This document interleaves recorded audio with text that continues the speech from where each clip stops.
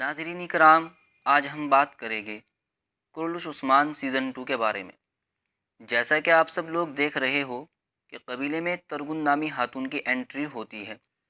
جس کو دیکھنے کے بعد یہ لگ رہا ہے کہ یہی وہ خاتون ہے جس سے عثمان غازی کی دوسری شادی ہوتی ہے، کیونکہ جس طرح سے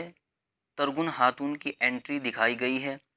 اور جس طرح سے وہ قبیلے والوں کی توجہ ایک ہی دن میں اپنی طرف مائل کر لیتی ہے، اس سے ایسا ہی معلوم ہوتا ہے کہ شاید یہی وہ ترگن نامی خاتون ہے جو عثمان غازی کی دوسری بیوی ہوگی۔ تاریخ کیا کہتی ہے؟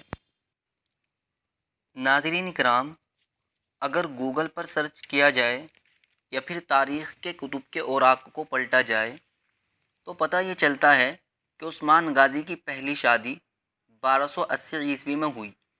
جن کا نام ملحن خاتون تھا، اور یہ اناتولیہ کے ایک اناتولیائی طاقتور وزیر عمر عبدالعزیز کی بیٹی تھی، جن کی وفات 1223 عیسوی میں ہوئی۔ اور مؤرخین اپنی کتابوں میں مختلف جگہوں پر لکھتے ہیں کہ ملحون خاتون ہی اورحان خان کی والدہ تھی۔ بعض مؤرخین یہ لکھتے ہیں کہ عثمان غازی کی 3 بیویاں تھیں، ایک رابعہ، دوسری بالا اور تیسری ملحون خاتون۔ تو وہیں بعض مؤرخین یہ لکھتے ہیں کہ ملحن خاتون شیخ ادا بیلی کی پہلی بیٹی تھی، کیونکہ شیخ ادا بیلی کی 2 بیٹیاں ہوئی، ایک کا نام ملحن خاتون اور دوسرے کا نام بالا خاتون تھا۔ اور ملحن خاتون کی وفات کے بعد عثمان غازی نے شیخ ادا بیلی کی دوسری بیٹی بالا خاتون سے شادی کی، اور ملحن خاتون کی وفات کے بعد بالا خاتون ہی نے اورحان خان کی پرورش کی۔ اب ان سب پر غور و فکر کرنے سے ایک بڑا مسئلہ کھڑا ہو جاتا ہے۔ تو اب بعض مؤرخین کی کتب سے یہ اندازہ لگایا جاتا ہے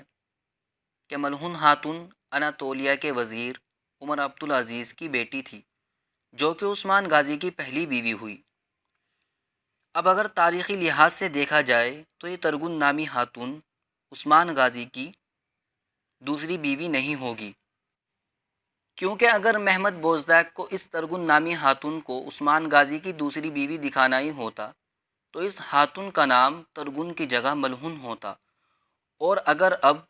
ترگن نامی خاتون سے عثمان غازی کی دوسری شادی ہوتی ہے تو یہ ایک تاریخی لحاظ سے بھی بڑی غلطی ہوگی، اور مداحوں کا ری ایکشن بھی کافی برا ہوگا،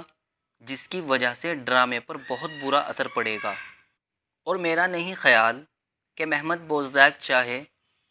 کہ ان کے ڈرامے پر بہت برا اثر پڑے۔ ویڈیو اچھی لگے